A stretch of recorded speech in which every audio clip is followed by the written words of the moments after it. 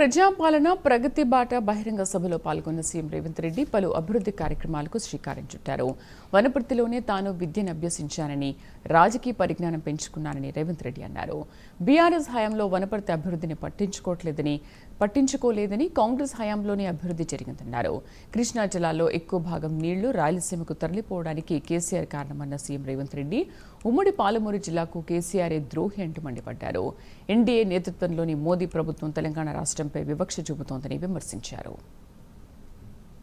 ఈ ప్రాంతంలో చదువుకున్న బంధమే కాదు, ఈ వనపర్తిలో నాకు చదువుతో పాటు సంస్కారాన్ని నేర్పి విద్యార్థి రాజకీయాలలో చైతన్యాన్ని ఇచ్చి ఈరోజు ఈ వనపర్తి నగరం నుంచి తెలంగాణ రాష్ట్రానికి ముఖ్యమంత్రిగా బాధ్యత తీసుకొని ఇక్కడికి వచ్చినా అంటే ఈ వనపర్తి నుంచి సర్వం నేను నేర్చుకున్నా. ఇవాళ నాకున్న శక్తి, నాకున్న యుక్తి ఈరోజు రాజకీయాలలో నేను రాణించడంలో ఈ వనపర్తికి ఒక ప్రత్యేకమైన పాత్ర ఉన్నది.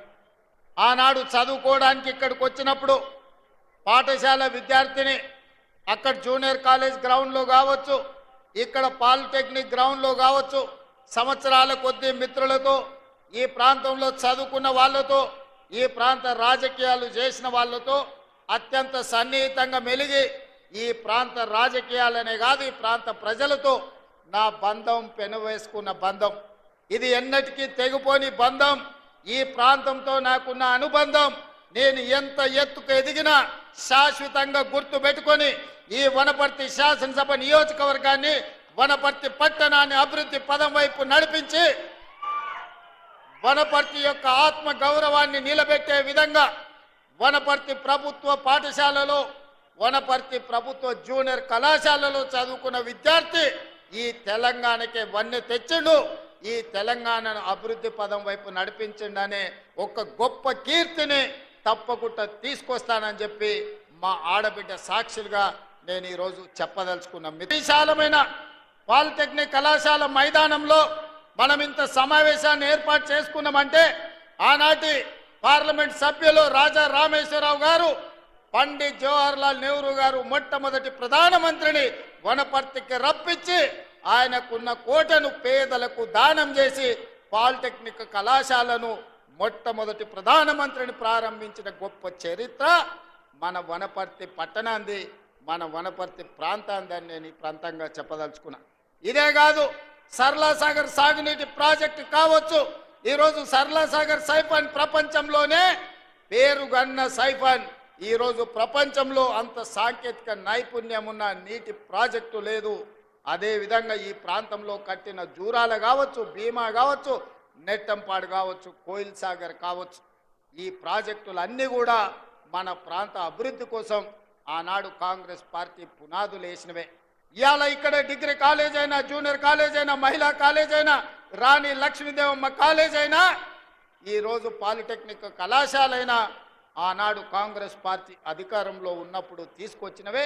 ఈ ప్రాంతాన్ని అభివృద్ధి చెయ్యాలని, రాజకీయ విలువలు పెంపొందించాలని ఈ వనపర్తిలో ఇలాంటి రాజకీయాలను తీసుకొచ్చిన వీళ్ళందరూ మిత్రులారా ఇవాళ ఆలోచన చేయండి. 2014 నుంచి దాదాపుగా 2024 వరకు చంద్రశేఖరరావు గారు 10 సంవత్సరాలు తెలంగాణ రాష్ట్రానికి ముఖ్యమంత్రిగా ఉన్నాడు. హరీష్ రావు గారు మంత్రిగా ఉన్నారు, తారక రామారావు గారు మంత్రిగా ఉన్నారు, నరేంద్ర మోడీ గారు దేశంలో ప్రధానమంత్రిగా ఇవాళకి 12 సంవత్సరాలు అయ్యింది. నేను అడుగుతున్న ఈడికొచ్చిన మిత్రులను, ఈడికొచ్చిన వాళ్ళని కాదు, ఈ సమావేశాన్ని చూస్తున్న వాళ్ళను, బీఆర్ఎస్ బీజేపీలను కూడా గుండెల మీద చెయ్యి పెట్టుకొని ప్రశాంతంగా ఆలోచన చేసి మీ మనస్సాక్షిని అడగండి. తెలంగాణ రాష్ట్రంలో ప్రజాపాలన ఇందిరమ్మ ప్రభుత్వం ఏర్పడ్డ తర్వాత 25,50,000 మంది రైతులకు 21,000 కోట్ల రూపాయలు మొదటి సంవత్సరంలోనే రుణమాఫీ జరిగిందా లేదా? మీ గుండెను అడగండి, మీ మనసును అడగండి. ఇవాళ ఆ రైతులను బయటికి వచ్చి మాట్లాడమని నేను అడుగుతున్నా. ఇవాళ మనసు లేనోళ్ళు, మనసాక్షి లేనోళ్ళు, బీఆర్ఎస్ వాళ్ళు, బీజేపీ వాళ్ళు ఒక్కటై ఏకమై రైతులను ఆగం చెయ్యాలన్న ఆలోచనతో మాట్లాడుతున్నారు. నేను అదేవిధంగా మా రైతాంగాన్ని, మా సోదరిమణులను, మా ఆడబిడ్డలను అడుగుతున్నా. ఆనాడు రైతు భరోసా పథకం చంద్రశేఖరరావు గారు ఎన్నికల పేరు మీద ఎగనామం పెట్టిపోతే ప్రభుత్వం ఏర్పడ్డ మొదటి 3 నెలల్లోనే డిసెంబర్ 7 నాడు ప్రభుత్వాన్ని ఏర్పాటు చేసిన మేము, మా మిత్రుడు బట్టి విక్రమార్క గారు మార్చి లోపలనే 7,625 కోట్ల రూపాయలు రైతు భరోసా పైసలు మీ ఖాతాలలో వేసినమా లేదా మీరు వెళ్ళి మీ బ్యాంకుల్లో చూసుకోండి. 7,625 కోట్ల రూపాయలకు ఒక పైసా తగ్గినా మీరు మమ్మల్ని నమ్మకండి. ఒకవేళ వేసింది నిజమైతే ఆ తోడు దొంగలు చెబుతున్న అబద్ధాలను తిప్పికొట్టమని తెలంగాణ రైతాంగం, మా ఆడబిడ్డలు చెప్పాలి, మా అక్కలు చెప్పాలి. మీరెవరైనా ఇంటి బిల్లు కడుతుండ్రా 200 యూనిట్ల వరకు ఒక్క పైసా లేకుండా మా ఆడబిడ్డలకు ఇంటి కరెంటుకు బిల్లు కట్టకుండా మాఫీ చేసింది నిజం కాదా? మా అక్కల్ని నేను అడుగుతున్నా, మీరు ఒక్కసారి ఆలోచన చెయ్యండి. ఇంటి బిల్లు కట్టక 15 నెలలు అయింది కదా, బట్టి గారు ఒక్క రూపాయనన్న మిమ్మల్ని అడిగినరా? మీ 50 లక్షల పేదోళ్ళ కుటుంబాలకు ఇవాళ 200 యూనిట్లు మేము ఇవ్వడం లేదా? ఇది నిజం కాదా అని చెప్పి మా ఆడబిడ్డలను అడుగుతున్నా. ఇదే కాదు, ఆనాడు 12 నూరులుండే సిలిండర్ ఈనాడు 50 లక్షల పేదవాళ్ళ కుటుంబాలకు 500 రూపాయలకే మీకు సిలిండర్ ఇస్తున్న మాట నిజం కాదా? వంట వండుతున్న ఇల్లును నడుపుతున్న మా ఆడబిడ్డలారా, మీ మనసాక్షిని అడగండి. 50 లక్షల కుటుంబాలకు 500 రూపాయలకే మీకు సిలిండర్ ఇస్తున్నామా లేదా? మేము సిలిండర్ మా ఆడబిడ్డలకి ఇచ్చిన మాట నిజమైతే బీఆర్ఎస్ బీజేపీలను సలాకి కాల్చి వాత పెట్టుండ్రి. ఎందుకంటే మన పాలమూరులో మనం రొట్టెలు చేసుకుంటాం, రొట్టెలు కాల్చేటప్పుడు సలాకి కూడా ఎర్ర కాల్చి వచ్చినోని చేయి చాపమని చెప్పి చేతి మీద వాతలు పెట్టుండ్రి బీఆర్ఎస్ బీజేపీలను అని చెప్పి మా అపాటని చెప్పండి. 150 కోట్ల మంది ఆడబిడ్డలు ఈ 15 నెలల్లో బస్సులో ఉచితంగా ఒక్క పైసా ఖర్చు పెట్టకుండా ప్రయాణం చేసిన మాట వాస్తవం కాదా? దీనికి మా బట్టి విక్రమార్క గారు 4,500 కోట్ల రూపాయలు ఆర్టీసీకి ఉద్యోగ యువకులు మీరు గుండె మీద చేయి పెట్టుకొని ఆలోచన చేయండి. ఆనాడు తెలంగాణ ఉద్యమంలో క్రియాశీలకంగా పోరాటం చేసిన మీరు విద్యార్థి వీరులారా, అమరులైనరు, నిరుద్యోగులైనరు, ఉద్యమకారులైనరు, ఉవ్వెత్తున తెలంగాణ ఉద్యమం చేసింది. 10 ఏళ్ళు ఒక్క ఉద్యోగమైన చంద్రశేఖరరావు ఇచ్చిండా? వాళ్ళ ఇంట్లో ఉద్యోగాలు ఇచ్చుకున్నాడు. ఆయన ముఖ్యమంత్రి అయిండు, అల్లుడు మంత్రి అయిండు, కొడుకు మంత్రి అయిండు, బిడ్డ ఎంపీ అయింది, ఓడిపోతే ఎమ్మెల్సీ అయింది. సడ్డకుని కొడుకుని రాజ్యసభ చేసుకున్నాడు, ఆయన చుట్టాలను మంత్రులను చేసుకున్నాడు. మనకేం ఒరగబెట్టిండు తల్లి? కానీ అదే ఇందిరమ్మ రాజ్యం వచ్చిన తర్వాత ప్రజాపాలనలో మొదటి సంవత్సరం నిరుద్యోగ యువకులకు ప్రభుత్వ ఉద్యోగాలు 55,163 ఉద్యోగాలు. భారతదేశంలోనే స్వతంత్రం వచ్చినప్పటి నుంచి ఈనాటి వరకు ఒక్క సంవత్సరంలో 55,000 ఉద్యోగాలు ఇచ్చిన ప్రభుత్వం ఏదైనా ఉందంటే మీ తమ్ముడి ప్రభుత్వం, మీ అమ్మ ఇందిరమ్మ ప్రభుత్వం తప్ప గత పాలకులు చేసింది కాదు. ఇది నిజం కాదా? ఈరోజు నేను అడుగుతున్నా, టీచర్లుగా నియామకమైన వాళ్ళని, టీచర్లుగా ఉన్న వాళ్ళని మీకు 22,000 మందికి ప్రమోషన్లు ఇచ్చి 35,000 మందిని బదిలీ చేసి 20 ఏళ్ళ మీ సమస్యను తీర్చింది మేము కాదా? ఇన్ని పనులు సంవత్సరం లోపల చేస్తే అప్పుడే చంద్రశేఖరరావు, తారక రామారావు, హరీష్ రావు, కవితారావు ఇక నువ్వు దిగుతావా లేదా అని జోలె భుజాలను కేసుకొని బయలుదేరు. ఏ నొప్పి? 10 ఏళ్ళు మీరే ఏలిండ్రు కదా, 10 ఏళ్ళు మీరే పచ్చగున్నారు, పండిందంతా మీరే మేసిండ్రు, పచ్చగున్న కాడ మేసిండ్రు, వెచ్చగున్న కాడ వండుకురు ఫామ్ హౌస్లల్లా. మా పేదోళ్ళ గురించి ఆలోచన చేసిరా? మా పాలమూరుకు నీళ్లు తెచ్చిరా అని నేను అడుగుతున్నా. 10 ఏళ్లలో మీరు ప్రాజెక్టులు కడితే మా పాలమూరు ఎందుకు ఎడారి అవుతుంది? మా ఆడబిడ్డలు వలసలు ఎందుకు పోతారు?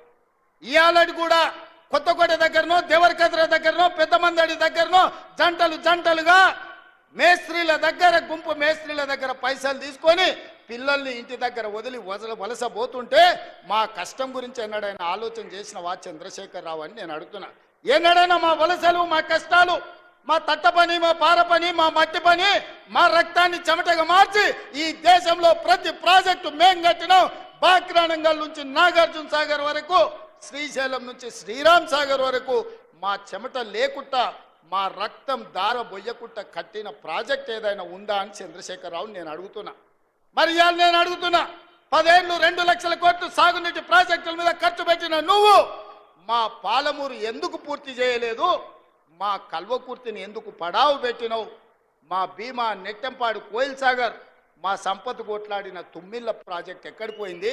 ఆర్డిఎస్ ప్రాజెక్టు ఎందుకు ఎండిపోయిందని నేను అడుగుతున్నా. ఇయ్యాల రాయలసీమను రతనాల సీమ చేయాలన్న చంద్రశేఖర్ రావు మా పాలమూరు వరంగల్ కరీంనగర్ నుంచి వలస వచ్చిన నిన్ను హక్కున పెట్టుకొని గుండెల్లో పెట్టుకొని భుజాల మీద మోసి పార్లమెంటు సభ్యుడిగా ఢిల్లీకి పంపిస్తే ఇవాళ తెలంగాణ రాష్ట్రానికి ముఖ్యమంత్రి అయినవు.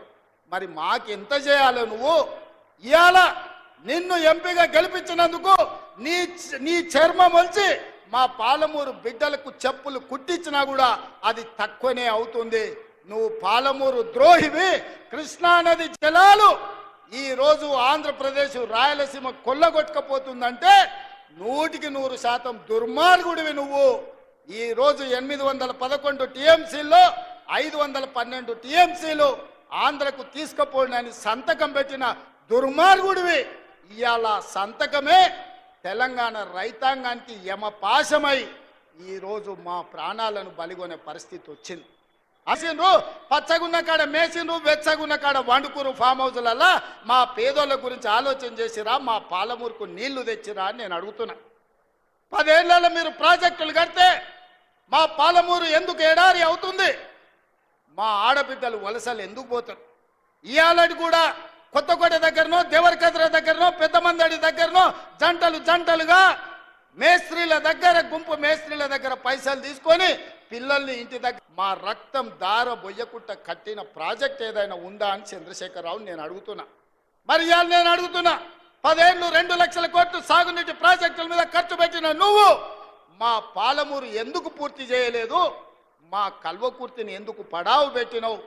మా భీమా నెట్టెంపాడు కోయిల్ సాగర్, మా సంపద కొట్లాడిన తుమ్మిళ్ళ ప్రాజెక్ట్ ఎక్కడికి పోయింది? ఆర్డిఎస్ ప్రాజెక్టు ఎందుకు ఎండిపోయిందని నేను అడుగుతున్నా. ఇవాళ మా ప్రాజెక్టులు నువ్వు ఎండబెట్టబట్టి ఆనాడు నువ్వు ఎస్ఎల్బీసీ మేము మొదలుపెట్టి 32 కిలోమీటర్లు పూర్తి చేస్తే 10 కిలోమీటర్లలో 2 కిలోమీటర్లు వేసి పడావు పెట్టే 10 ఏళ్ళు పడావు ఉన్న ఎస్ఎల్బీసీ పనులు ఆగిపోవడం వల్ల ఇవాళ కుప్పగూలి 8 మంది ప్రాణాలు పోయినాయి. ఈ పాపం నీది కాదా చంద్రశేఖరరావు? ఈ పాపాల భైరవుడివి నువ్వు కాదా? మా ప్రాణాలను, మా ఆస్తులను కొల్లగొట్టి ఇవాళ రాయలసీమకు నీళ్లు తరలించకపోతుంటే గుడ్లప్పగిచ్చి చూస్తున్నావు కదా. రాయలసీమకు నీళ్లు తరలించడానికి కారణం నువ్వు కాదా? ఆనాడు రాజశేఖర రెడ్డి ఉన్నప్పుడు